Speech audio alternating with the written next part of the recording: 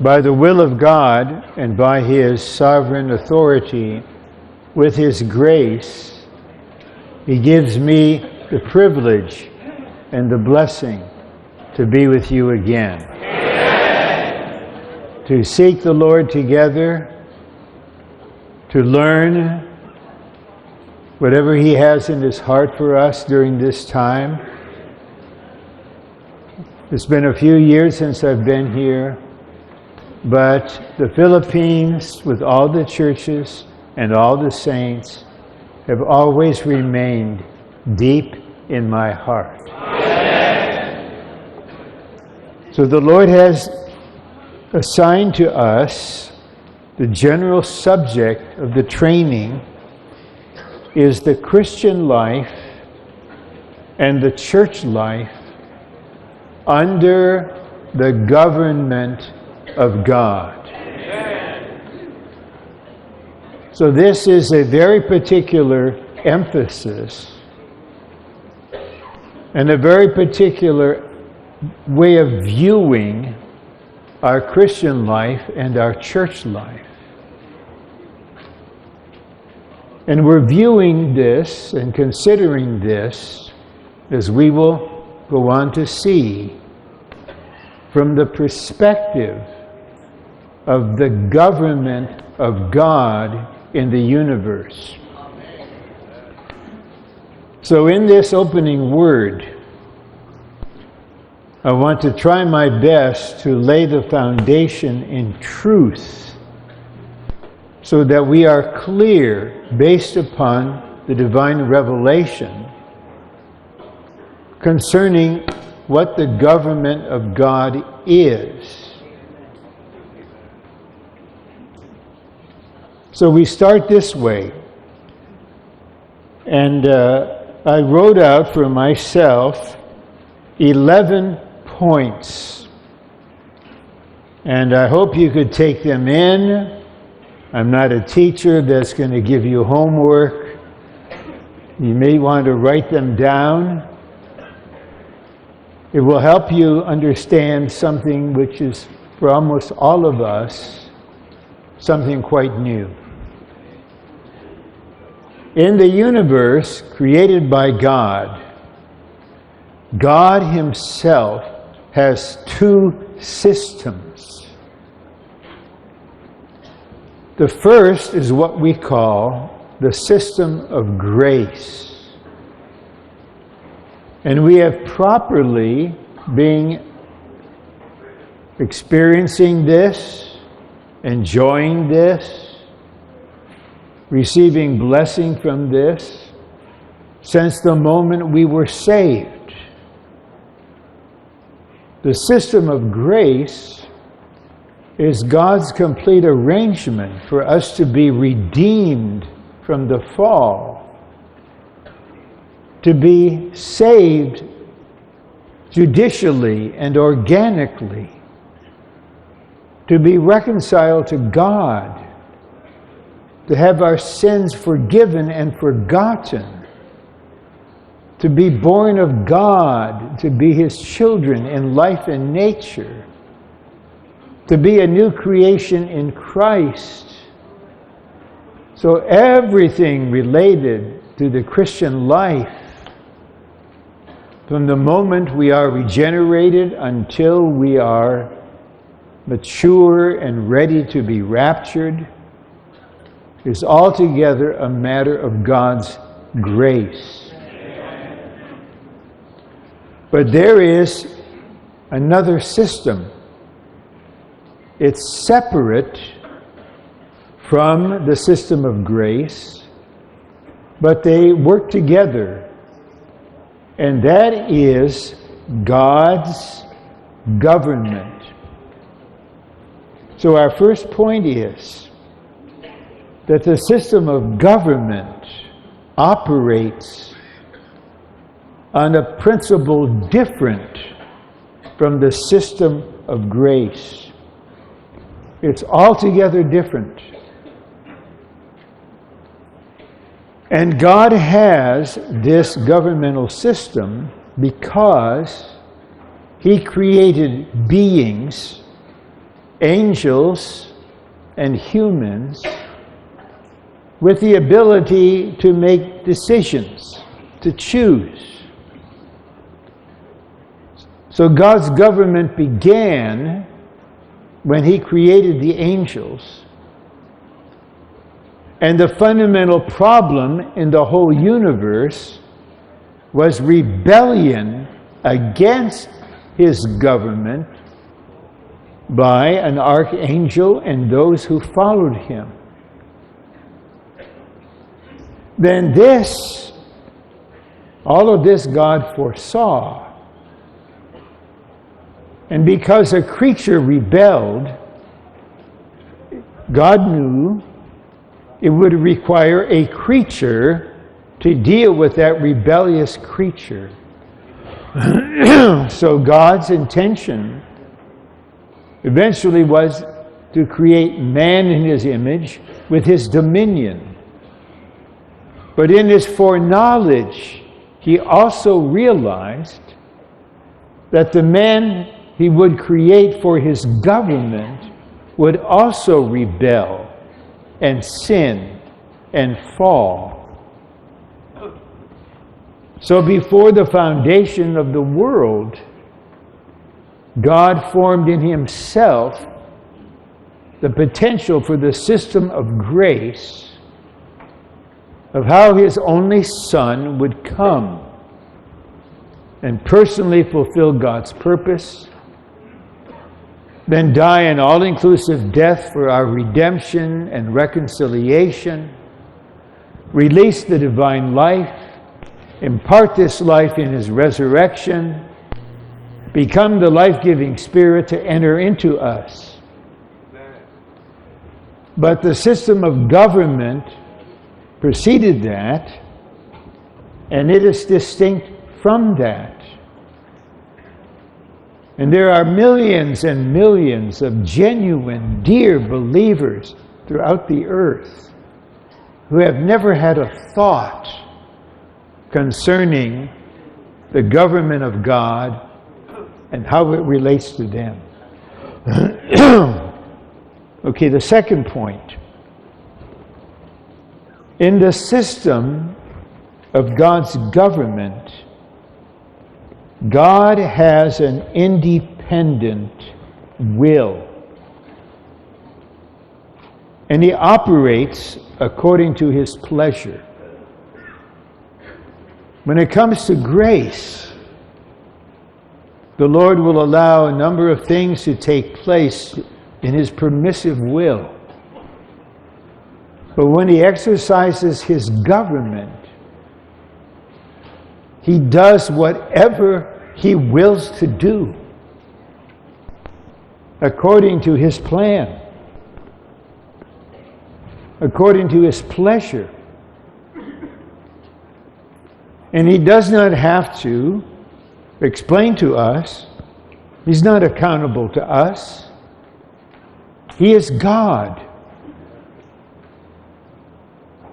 So when in Acts, Ananias and Sapphira lied to the Spirit, deceived, God exercised governmental judgment immediately. In Acts 12, after James was put to death and Peter was imprisoned, and the church prayed, we believe, governmental prayers, prayers of authority and warfare. So we read in that chapter that twice an angel came, commissioned from the throne, to release Peter from prison. And then when Herod was glorifying himself by his speaking, and the people said the voice of a god, an angel struck him. There is such a system operating in this universe, on this earth, and in our lives. The third point, this is a kind of definition of government. God's government refers to how God works, manages, and arranges things according to His plan and will. So in His government, He's free to work, to manage, to arrange according to His plan and will. And we will be wise and we would be blessed if we respect this. And that we,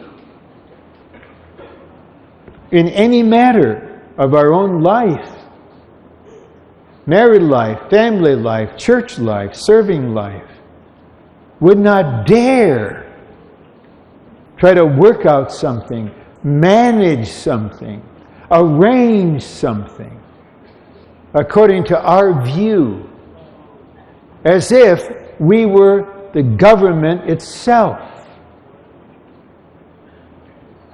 This is restricted to God.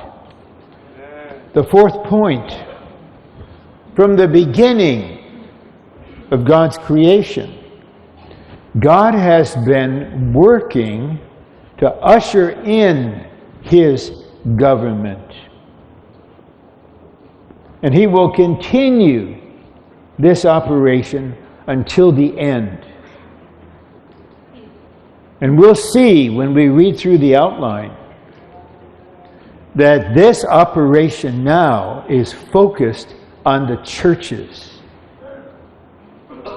The Lord must accomplish His governmental plan in the churches before He can enlarge that governmental exercise and deal with all kinds of evil, corrupt, chaotic situations on the earth.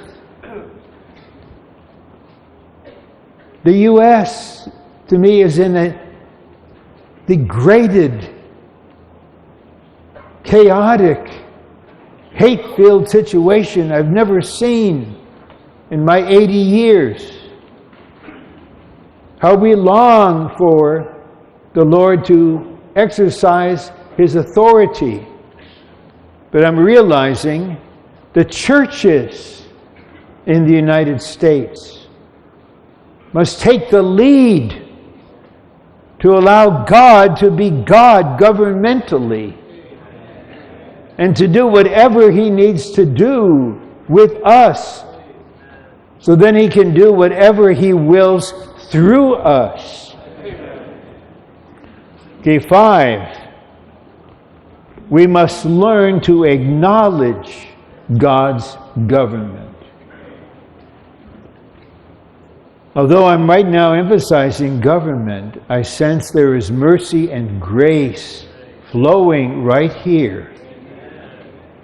Because I have the sense, my brothers, that before the Lord takes any particular action in any of our lives, or the way we're serving, or in the church where we are, He's giving us a precious opportunity to learn ourselves, to acknowledge and respect His government.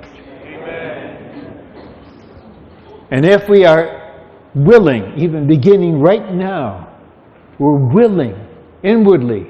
You don't have to wait. You can tell the Lord, I'm willing. I want to learn this. I want to learn to acknowledge your government. Then there will be blessing. But if our heart is hardened, if we're so strong in our opinionated self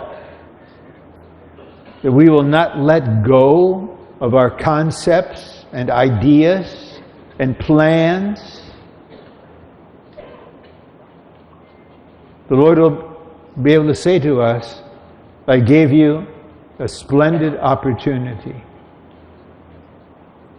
But now, I must carry out my will in all the churches in the Philippines.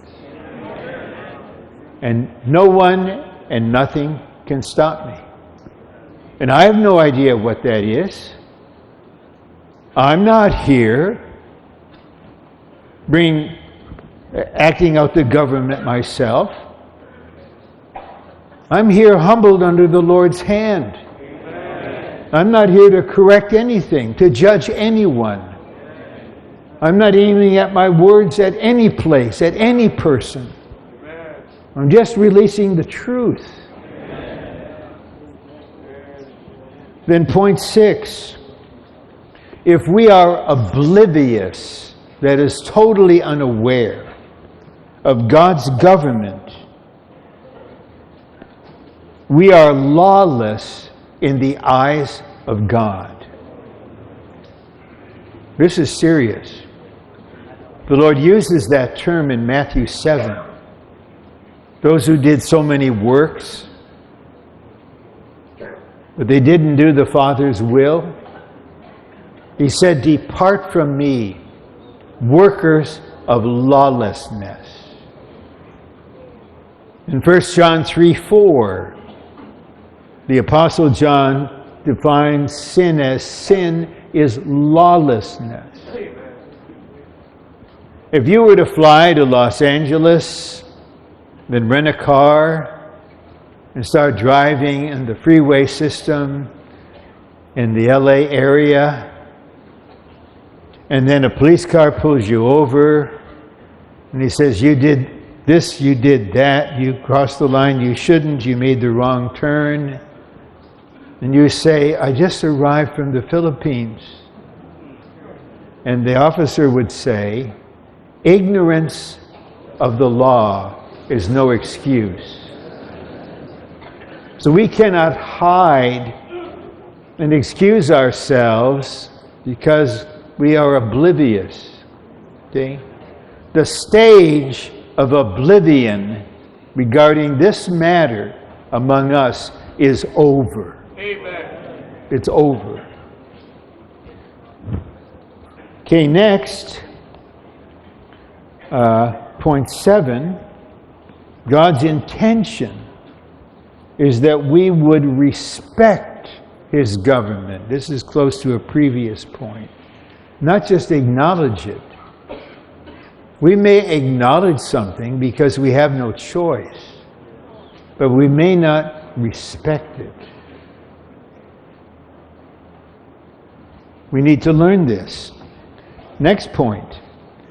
The system of grace is here to perfect the system of government.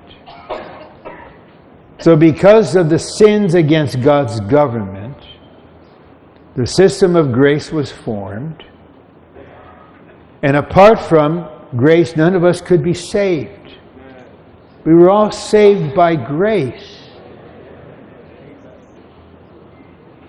But we were saved by grace so that we may be recovered to the proper relationship to God's government. So grace is for government. And the more grace we have, the more we will be able to recognize and respect God's government. 9, the system of grace brings us to salvation and restoration so that we will obey God's system of government. So here's an indicator. You are overseers, are you not? It's part of your responsibility. You are watching for this over the souls of the saints. Hebrews 13 says, you care for them. You want to understand them so you can minister to them. And you realize this one has no regard for God's government. That indicates how shallow is their experience of organic salvation. Rather, they just revel, they just rejoice in I fail. God is merciful. He forgives. He forgives. Well, the more we are truly experiencing organic salvation, the more we will obey God's government. Point 10, grace always goes along with government. You read toward the end of 1 Peter chapter 5. And Peter, this epistle is about the Christian life under God's government. And Peter learned a lot from God's governmental dealings. He said, be humbled under the mighty hand of God. Be humbled. And Brother Lee would use the expression active, passive. We need to be willing, desirous to be humbled. And a verse nearby says, God resists the proud, but gives grace to the humble. Be humbled under the mighty hand of God. This is our part. Don't worry about others. Don't compare yourself with others. Don't talk to God about others. Don't dream about your future. Right now, right here, the word is be humbled. And in due time, God will exalt you. He will raise you up. That's up to Him. And I don't feel this is the time for me to share much from my personal history with the Lord. But I can assure you, and I say this before the Lord's face, I know what I'm talking about. I know what it is to be humbled under the mighty governmental hand of God. And to be under that hand for quite a period of time. And then I learned the grace that comes, the grace that flows. I don't want to be one who's proud and resisted by God. Be humbled. And grace will always go along with government. But if someone disregards God's government, then turns around and starts praying for this and that, you can talk all night long. The heavens will be silent because there's an unresolved issue here. Then the last point, I love this point. Grace gives us the ability to subject ourselves to government. So right now, right at this point in the message, at 2:22, I sense right now our God is giving us grace. Amen. All of us. Amen. Grace to subject ourselves to government. I had mentioned in point 4 that from the beginning, God has been working, operating to bring everything under His government. And I want to end this opening word by reading some verses, wonderful verses that prove this. 1 Corinthians 15, 24 through 28. Then the end, when He, that is Christ, delivers up the kingdom to His God and Father, once He has abolished all rule and all authority and power. For He must reign until God puts all His enemies under His feet. Death, the last enemy, is being abolished. For he has subjected all things under his feet. But when he says that all things are subjected, it is evident that not all things, except him, who has been subjected all things to him. So all things are being subjected to the Lord, and he is subject to God himself. And when all things have been subjected to him, that is Christ, then the Son himself will also be subjected to him who has subjected all things to him, that God may be all in all. Amen. This is the Lord's move.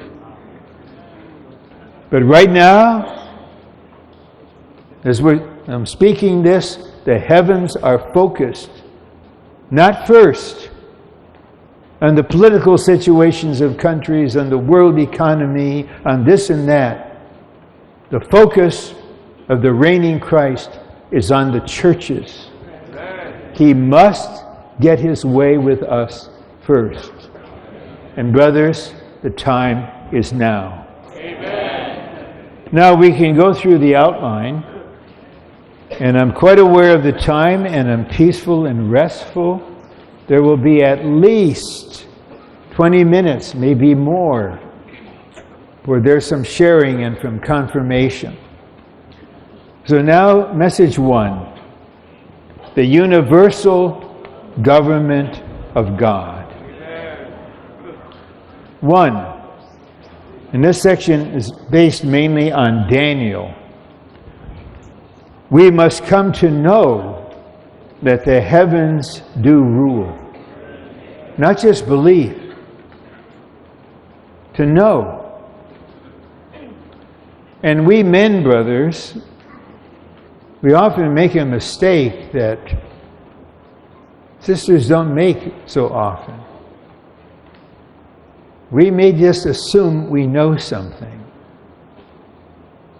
And it's not easy for us to be able to say in response to a question, I don't know. We should have a little doubt, at least for ourselves. Know that the heavens rule. It's real to us. The kingdom of the heavens is a realm where the heavens exercise authority.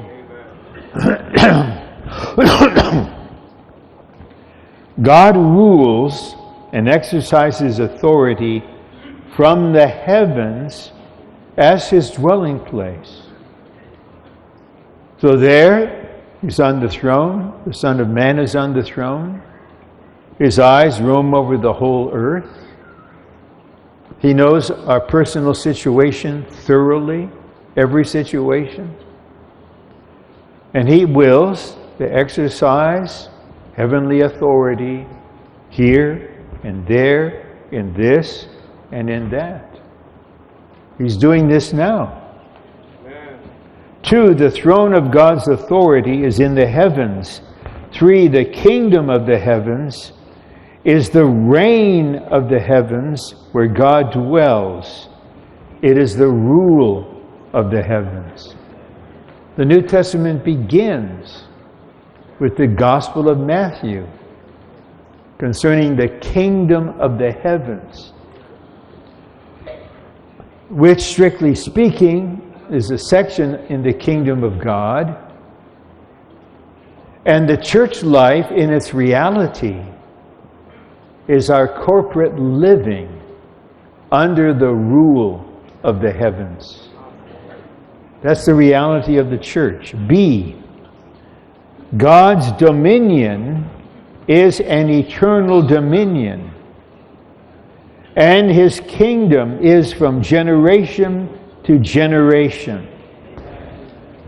So it's just good to read these verses here. He does according to his will in the army of heaven and among the inhabitants of the earth. From November 2016 until now, there's just been chaos in the politics in Washington, D.C. So many people refuse to accept the fact that this man, Donald Trump, got elected to be president. And from the day he was elected, some said, we're going to impeach him and get him out. So now, this is what they're working on. Well, my view of this is not Republican, not Democrat, not political. It's God's government. God, you put in power the persons you choose. So here I am in the Philippines. I have no opinion about the ruler of the country. I simply respect. This is the man in charge. This is the government.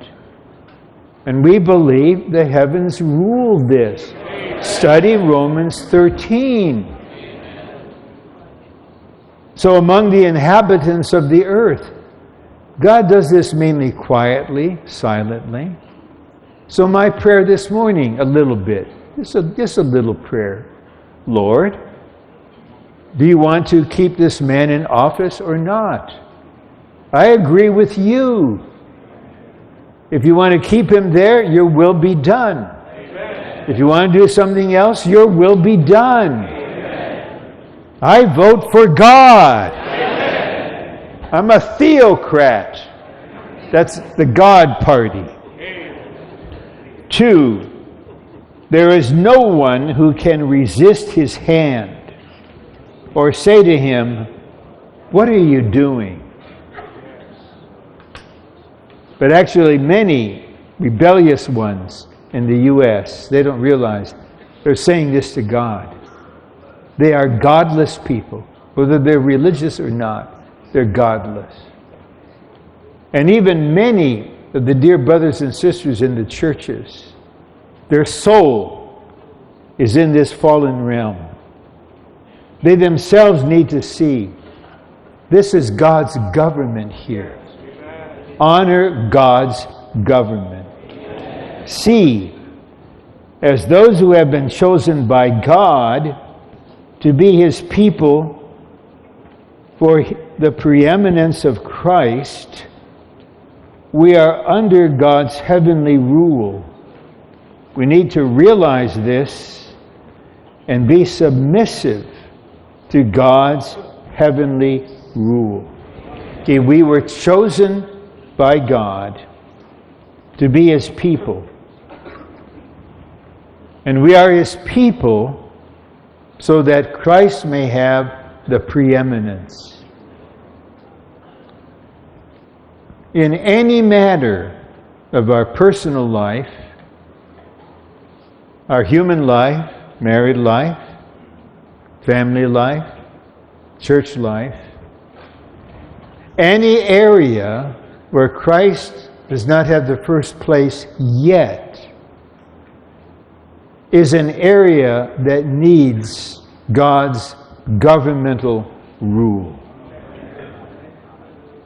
So when I have a failure in this and that, or make a mistake in this and that, the core reason for it is, in this instance, I was not under the throne.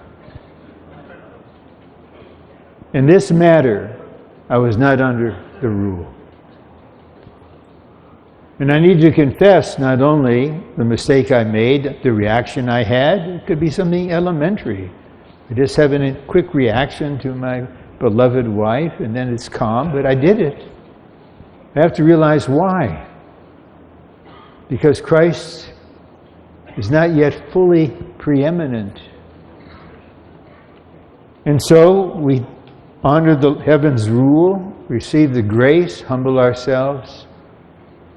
Then, I like to close my eyes and just dream a little bit that throughout the Philippines, Christ has the preeminence. Amen. In the north, preeminence. In all the islands in the center, the preeminence. In Mindanao, the preeminence. No matter, no thing, no person has the preeminence. Christ Himself.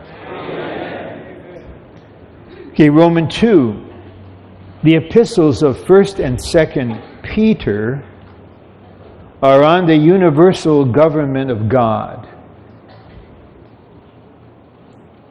The subject of 1 Peter is the Christian life under the government of God, showing us the government of God, especially in His dealings with His chosen people. So if you read through 1 Peter again, from this point of view, it'll be quite enlightening. Everything Peter covers in this epistle is related to the Christian life under the government of God. So let me just ask you in a friendly, present way. I'm sure many of us have had to speak at wedding meetings, right? You have to say something at a wedding meeting. Have you ever given a message or fellowship at a wedding meeting that has as its subject married life under the government of God?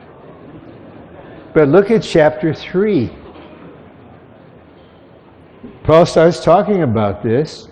He addresses the women, the wives. He says what you need, is a meek and quiet spirit. You want to gain your husband, it must be without a word. It's your manner of life. Then he says even more to the brothers' husbands. He said you have to live with them according to knowledge. It doesn't say love, knowledge. What's that? Well, of the female vessel, the weaker vessel. See, we're weak, she's weaker. That's what it says, weaker. And give honor to the weaker vessel.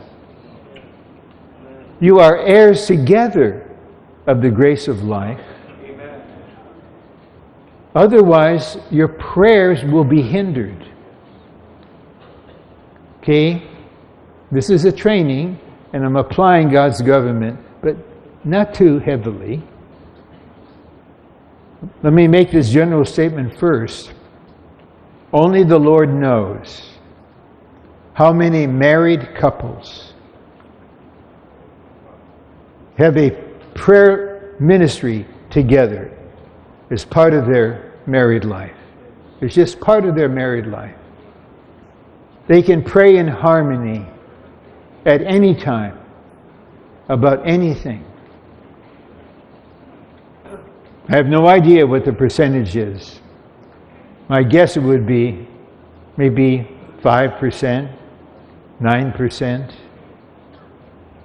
Because of just what goes on and the level of the natural life and the self, the prayers are hindered. But even in this matter, if we would live under the government of God with its wonderful provision of life and grace and wisdom and understanding, then we can be just enjoying one another in an affectionate way. And 5 minutes later, I say to my wife, I'm burdened that we pray about this situation. Then we just pray. This is just an illustration. We're talking about something real and practical here. B, the subject of 2 Peter is the divine provision and the divine government, showing us that as God is governing us, He supplies us with whatever we need. Brothers, isn't this precious? whatever you need. I don't know how you feel, but from time to time, when I fellowship with the Lord, I like to acknowledge, I say, Lord, actually, I really don't know where I am and what I need. You know what I need. I just ask, care for me according to your understanding of what I need. Amen. I have needs different from when I was 35 or when I was 50. Before and after I became a grandpa. And I have needs at every level. And actually, I find that I don't have to pray that much. I just receive the supply to live under His government. And He takes care of all the needs. What a government this is. You're going to hear a wonderful message tomorrow on living in the kingdom of the Son of God's love. Oh, the most pleasant realm in the universe.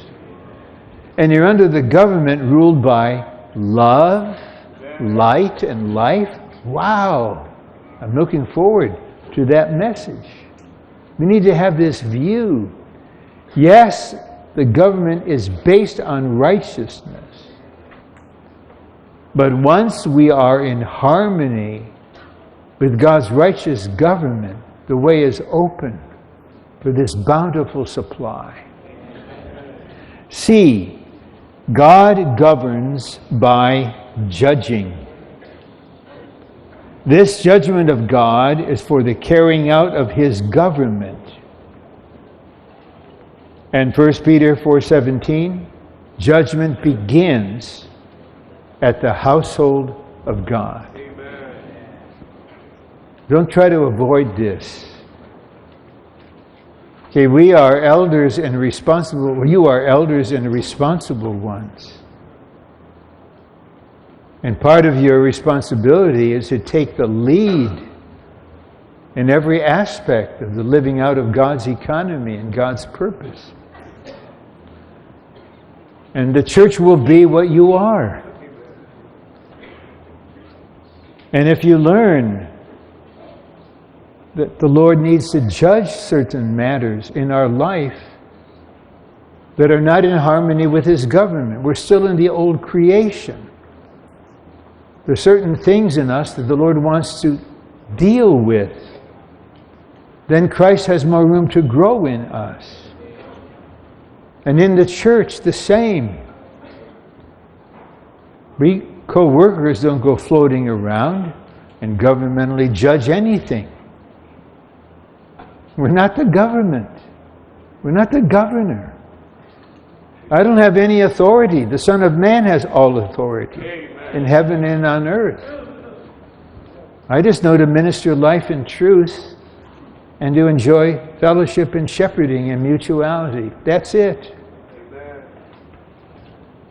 1, because 1 and 2 Peter are concerned with the government of God, and these epistles, the judgment of God and of the Lord is referred to repeatedly as one of the essential items. So there's no threatening here, but there should be a sober thinking here. Judgment starts at the house of God.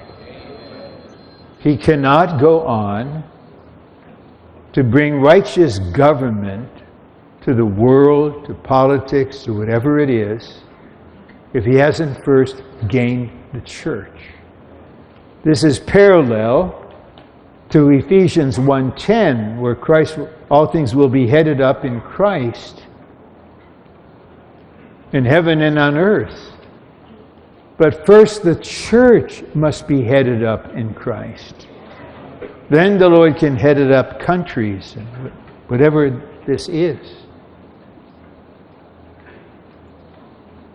Brothers, I have the responsibility, along with my fellow serving ones, Albert and Mark, to release as faithfully and purely as we can this word that the Lord has put in us. And then we will follow that up, personally I believe, with prayer for you all. But once you have heard this word, there's a responsibility on you that you might never have had before. Amen.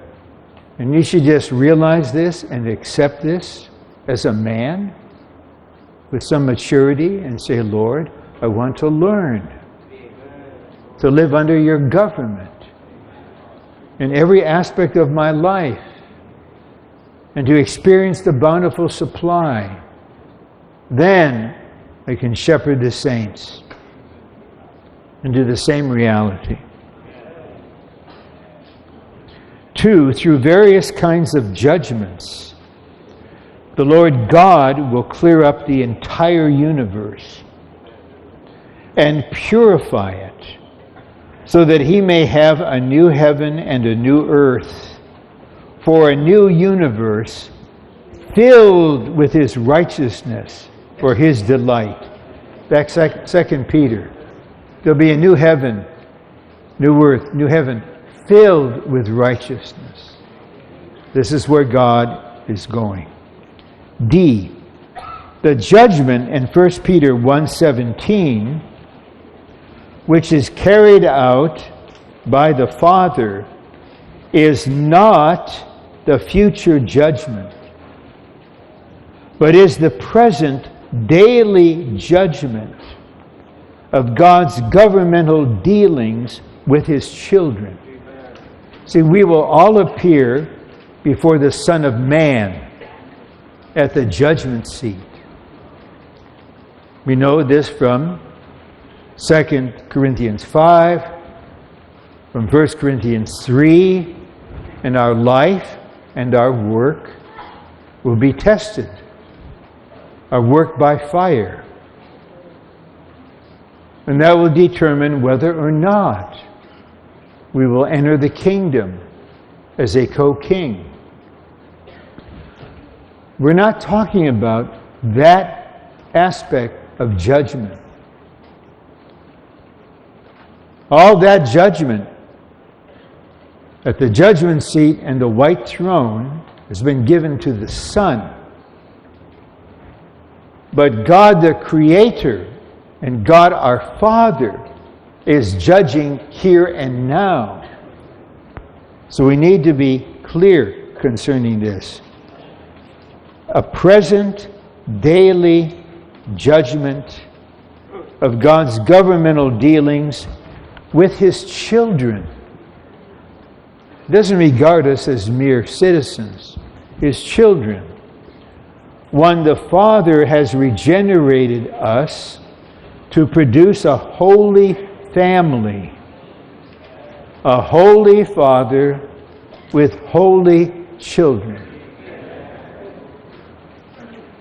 So let's say, in principle at least, in Christ, in your family, you are a holy dad, a holy father.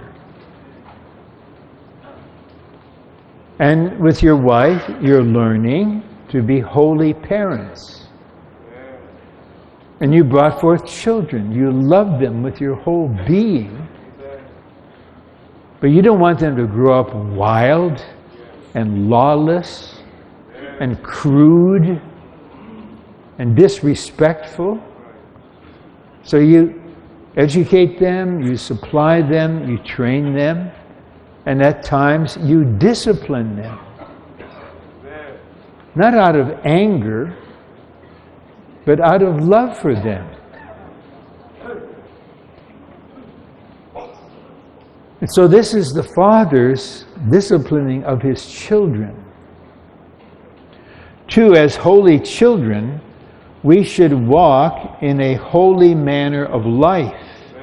Otherwise, in his government, God the Father will become the judge and will deal with our unholiness.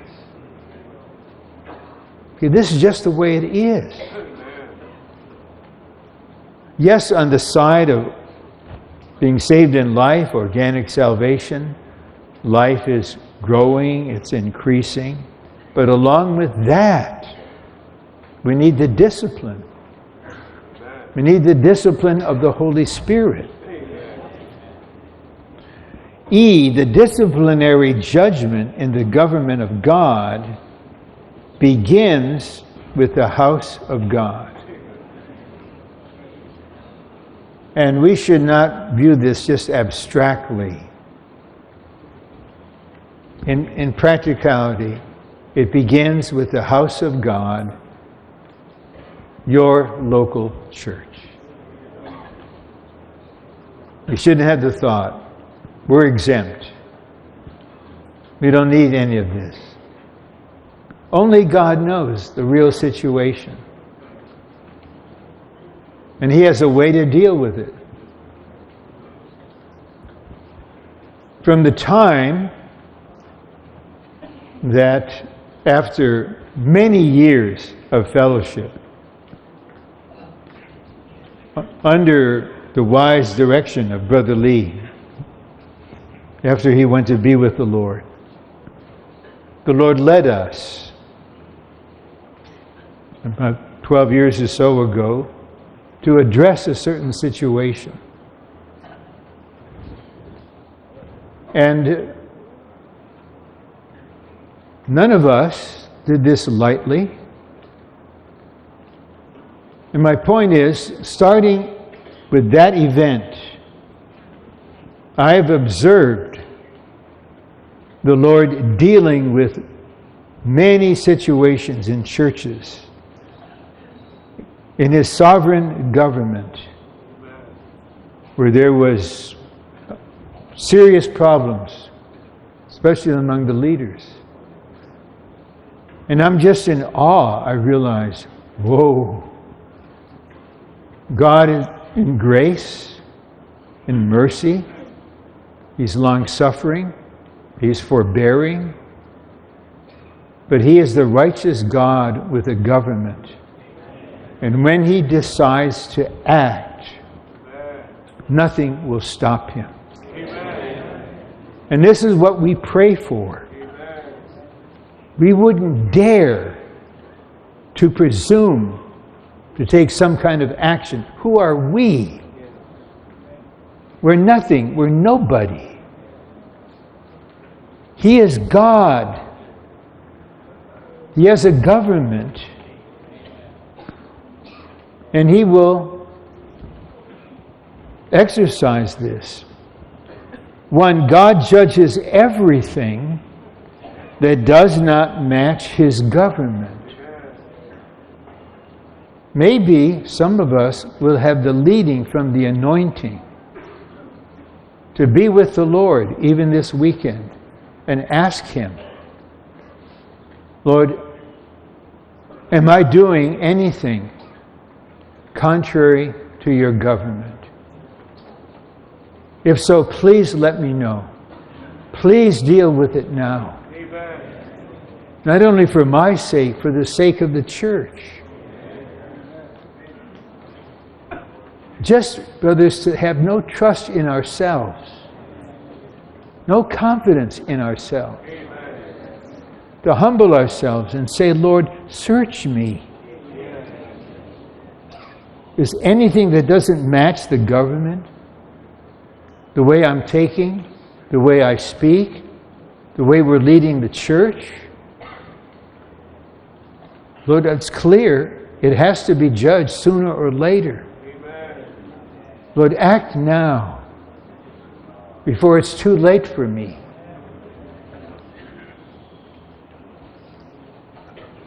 In this age, we, the children of God, are under the daily judgment of God. God uses fiery ordeals to deal with the believers in the judgment of His governmental administration, which begins from His own house. The purpose of this judgment is that we would live according to God in spirit. This is his goal, that we would live according to God. I'm thinking of 1 Peter chapter 5, where Paul is speaking to the elders, because he himself was one, and he emphasized shepherding. And I treasure this phrase he used, shepherd according to God.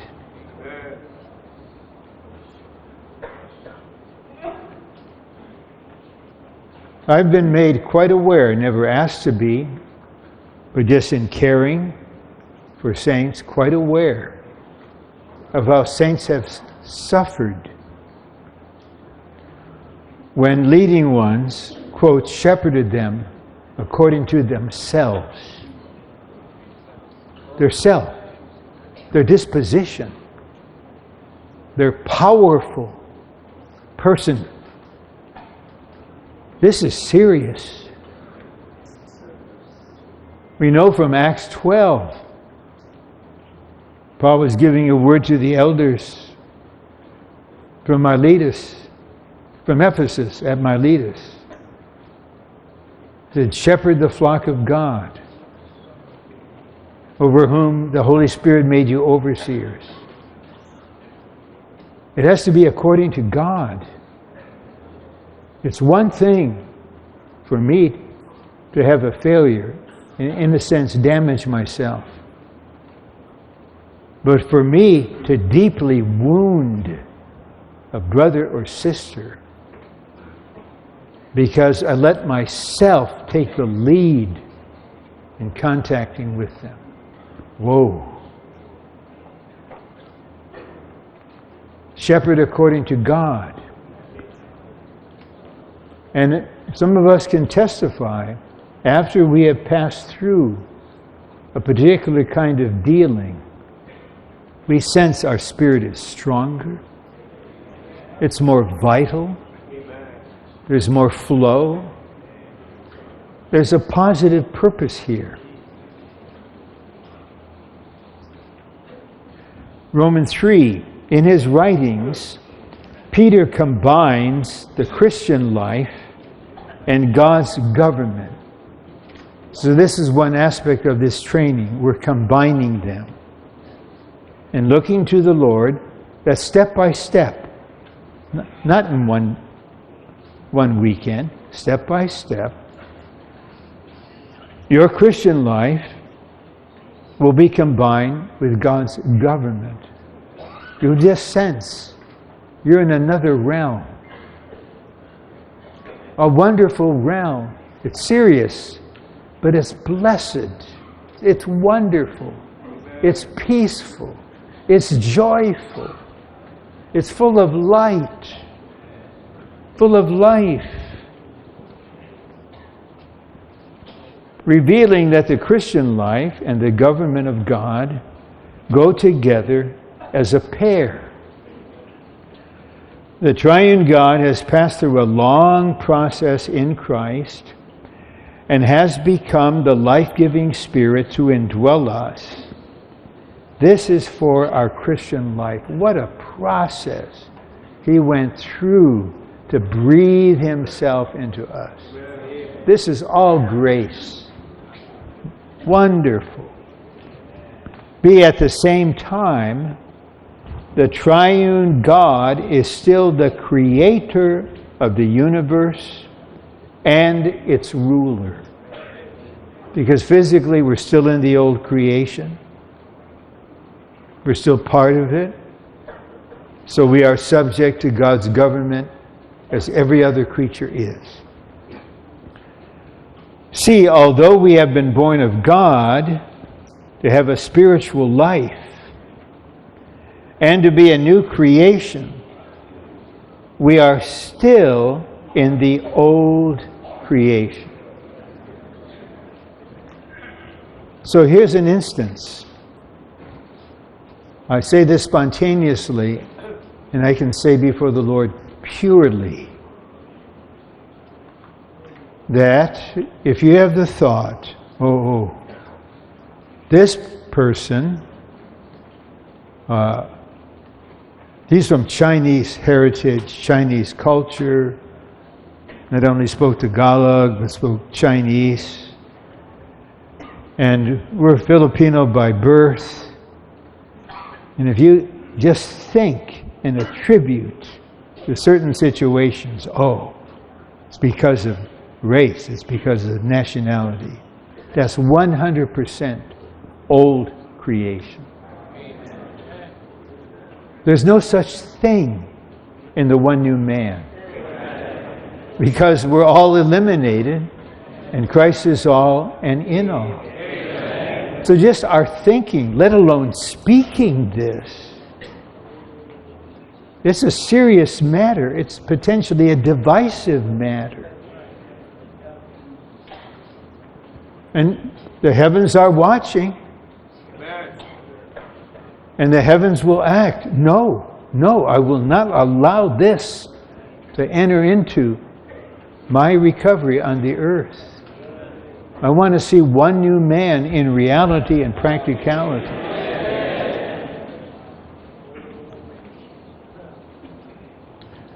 One under C. For this reason, we need God's governmental dealings.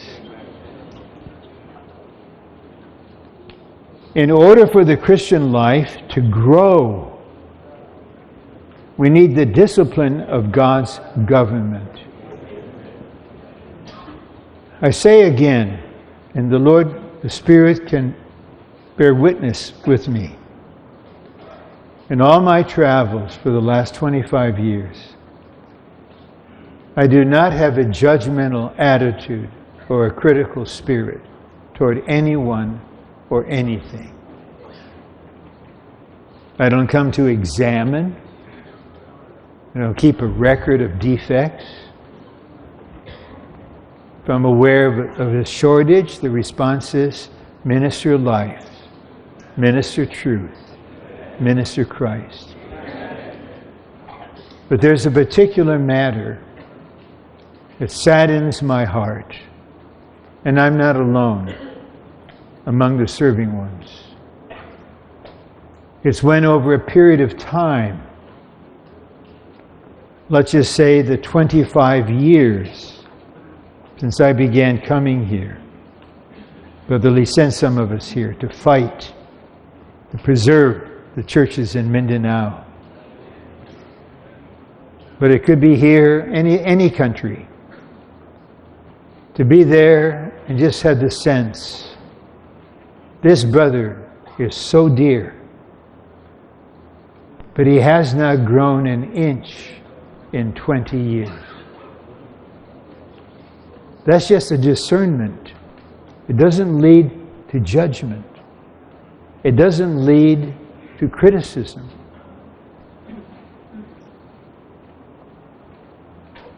What parent raising up children to have a little boy who's 7 and now he is 12, but his body's the same as a 7-year-old? Would he not be more than desperate? I just want my son to grow normally. He wouldn't wait to 12.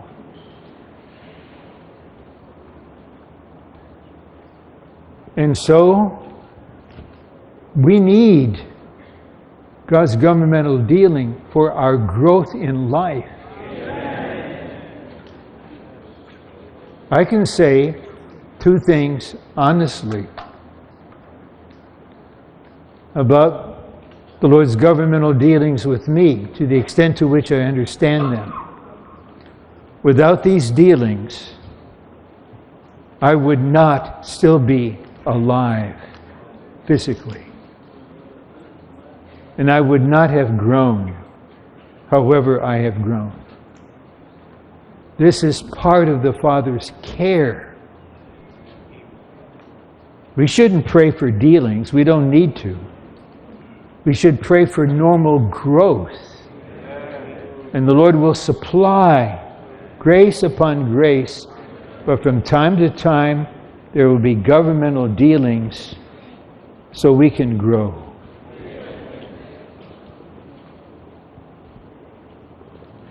Now the last section, in less than 3:04 by my clock, in 4 minutes or so, will be done. When the Lord Jesus was on earth, He lived a human life that was absolutely under the government of God. And He committed everything related to Him to God's government. I should read these verses. 1 Peter 2.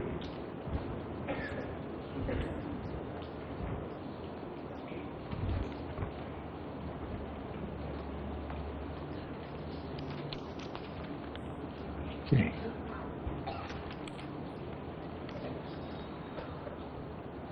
For in this you were called, because Christ also suffered on your behalf, leaving for you a model, so that you may follow in His steps, who committed no sin, nor was guile found in His mouth, who being reviled, did not revile in return.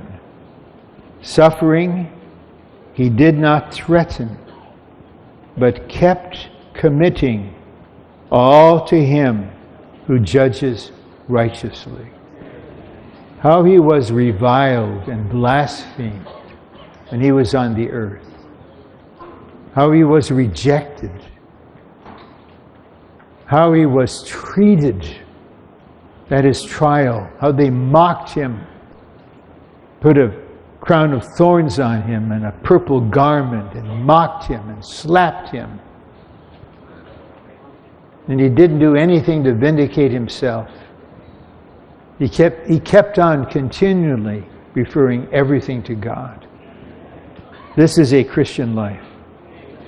What do you do if you are attacked? If you are accused? If you are wrongly slandered? What will you do? The Lord covered me. Many years ago, I was in a certain place, and I had to share something with the people there in that country. I had to warn them about a certain destructive person. And one of the brothers there violated the confidentiality of that fellowship and recorded it illegally and sent it to this brother. Then he put it online. And then he filed a lawsuit against me. Ridiculous. It was thrown out. As soon as I heard it, I just said, Lord, I offer this to you. You're the righteous judge. I don't have to worry about this.